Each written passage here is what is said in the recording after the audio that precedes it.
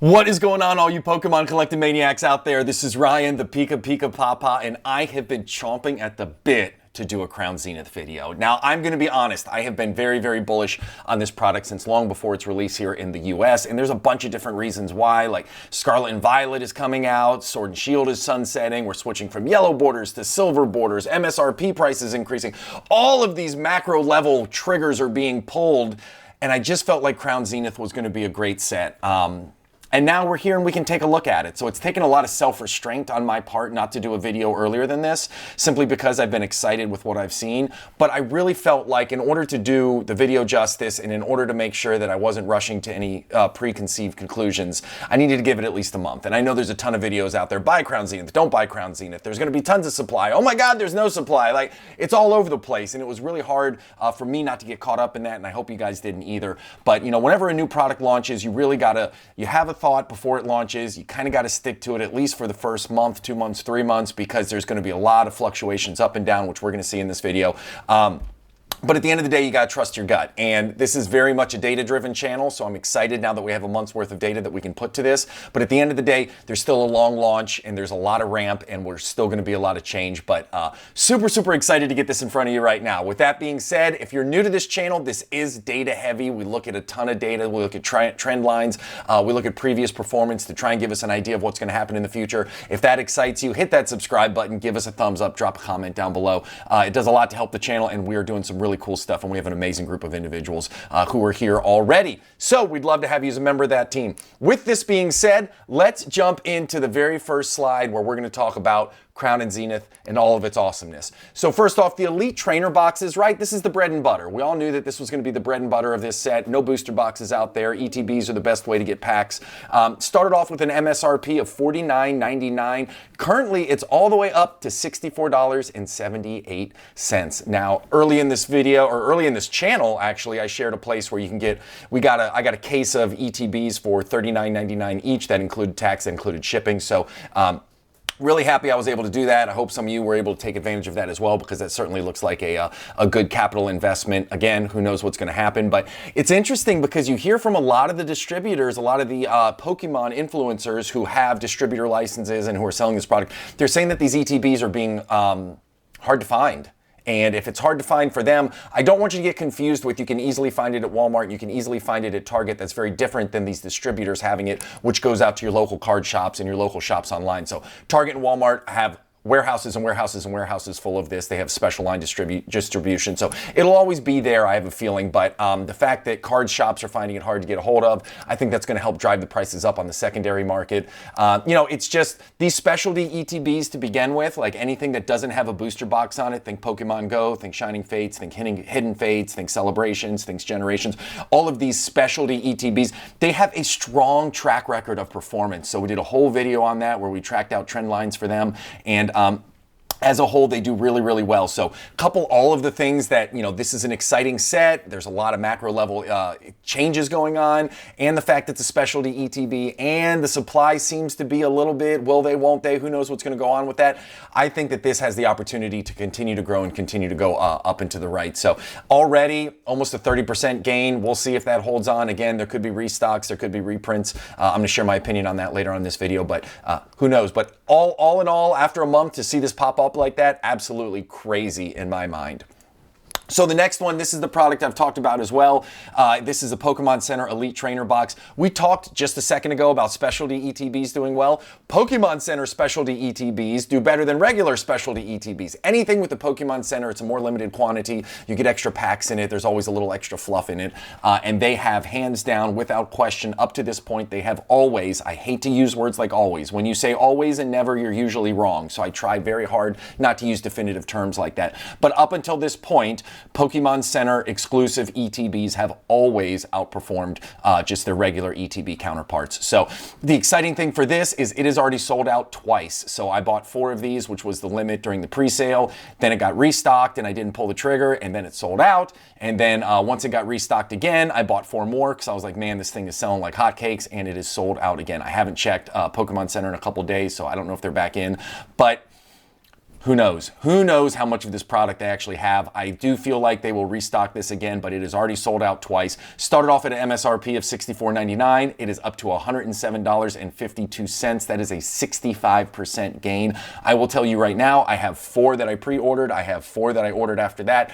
If I can sell 4 for the price of 8, then I'm playing with house money for the first 4 that I bought. I will feel really good. I can sell 2 further down the road if I want. I can hold on to those 4 for as long as I want. But at the end of the day, my goal is, hey, if I can sell half of them for twice of what I paid, then really the first 4 were free. So from an investor, from a long-term collector standpoint, that's what I'm looking at. I think we have a long way to go before the price will ever actually get there. But that is kind of what I look for, and that's why I buy in the quantities that I buy, because I look to play with house money. We talk about that all the time. If I can sell something to cover the cost of the original purchase price, then we are ahead of the game. So I am very bullish on this. I think this product is going to do really well over the long term. Again, if you haven't watched that first video where I talked about specialty ETBs, you need to go back and watch it, because it is just mind-boggling the way that these have increased over time. So very next, we are going to talk about the packs, right? So in the packs, they haven't increased at the same rate as the ETB or the specialty ETB, which doesn't surprise me, right? Like the Pokemon V box just dropped the other day. We're going to see these packs come out in a large quantity over a prolonged period of time. That's just another thing that's different about this set that I talked about is, you know, typically the release schedule doesn't follow this pattern. This is a slow trickle over 6 months. And a lot of people in the beginning, they absolutely hated it. They're like, oh, I hate that they're doing this. Here's what I'm going to tell you. When a company the size of Pokemon does something fundamentally different, like they fundamentally change the rollout plan of a product, it is not going to act the same as previous product. It just won't. It is too big. And the Pokemon, they're doing it for a reason. Now, you know, and we'll talk about this at the very end, you know my hypothesis. So at a high level, my hypothesis was they have printed all the Crown Zenith product they're ever going to print. That doesn't mean that they don't have warehouses and warehouses and warehouses full of it. But because they're transitioning to Scarlet and Violet, because they're transitioning to the silver borders versus the yellow borders, in my humble opinion, I think the Pokemon company has already printed all the Crown Zenith they're ever going to print. That's why they're doing this protracted launch pattern. That's why they're trickling everything into the market over time. Anyways, we'll get into that in a minute.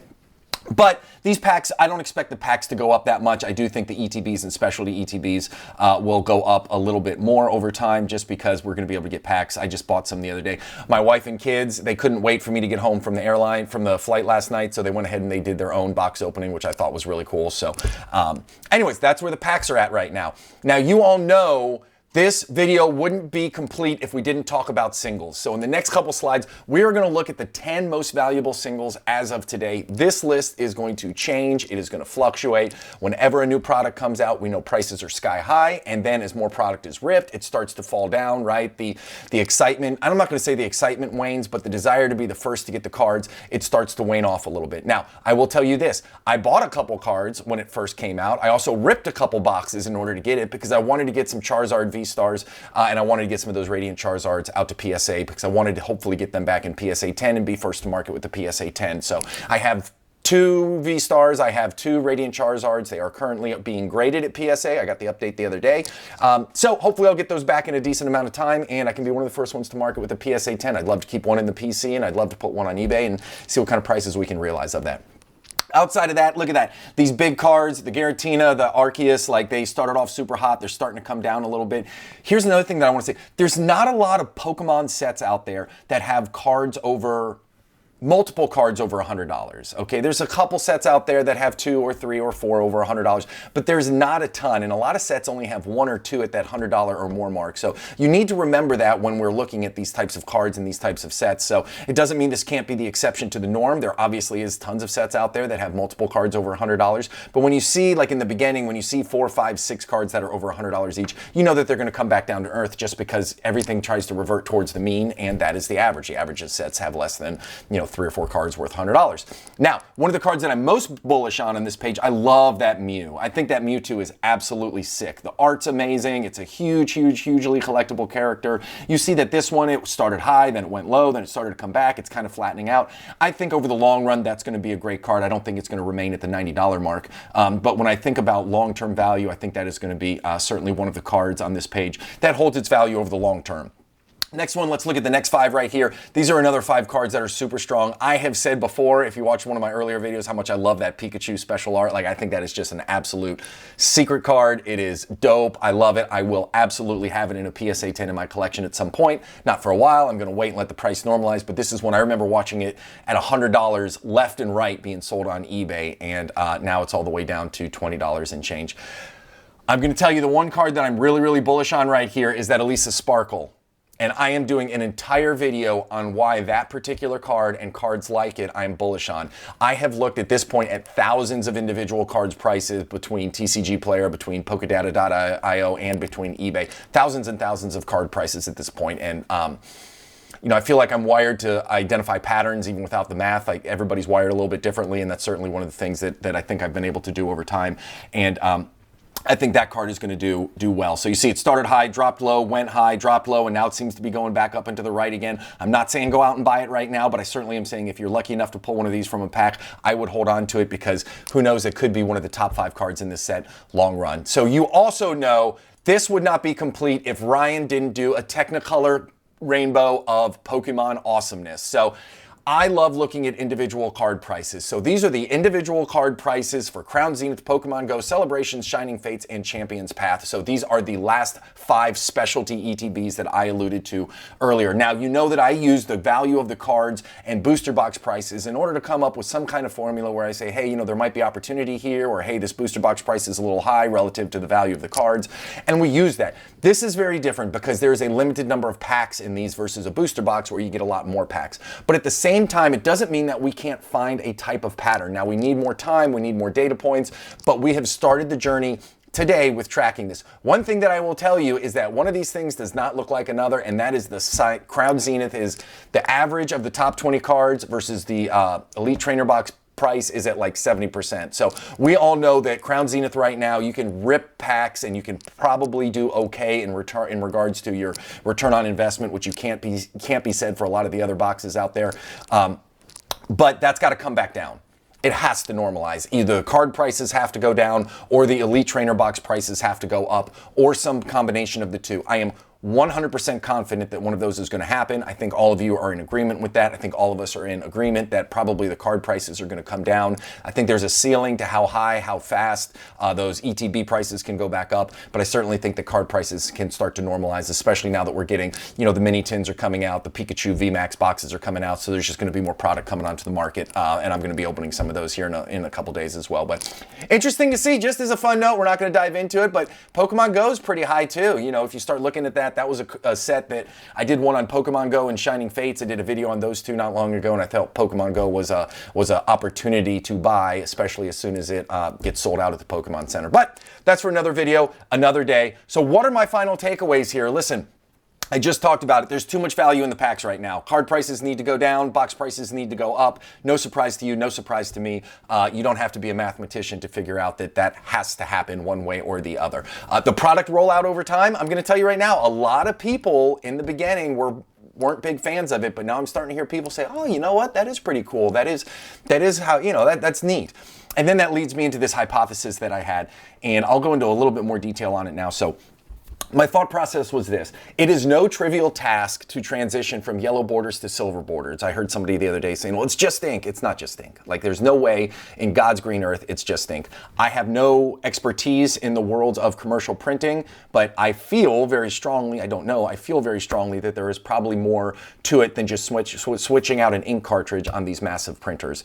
And my hypothesis when I did this video was that the Pokemon Company hasn't done any reprints of the Sword and Shield era cards as of late because they were focusing on printing and getting everything ramped up for the Scarlet and Violet era. So my thought process was, I said, hey, they are doing this protracted rollout of Crown Zenith because they have warehouses and warehouses full of this. Now, this doesn't mean it's going to be in short supply, but what I'm saying is, in my mind, I feel like they've printed all the Crown Zenith. They're going to print all the yellow border cards that are ever going to be printed are already printed. That doesn't mean that they won't do a restock. It doesn't mean that they're not going to bring more of this product out. But in my mind, it's already done because they are going to launch Scarlet and Violet and they're going to make more money. Okay, the MSRP price is going up. They are dialed. They're in no way, shape, or form are they in a boardroom somewhere going, you know what? We should take some resources away from the product that's going to make us more money and put it in the product that's going to make us less money because the demand is there. Like, Another thing they're probably doing is they're probably limiting the release of products, limiting the release of stuff, so there's going to be this pent-up demand, and when Scarlet and Violet with a higher MSRP comes out,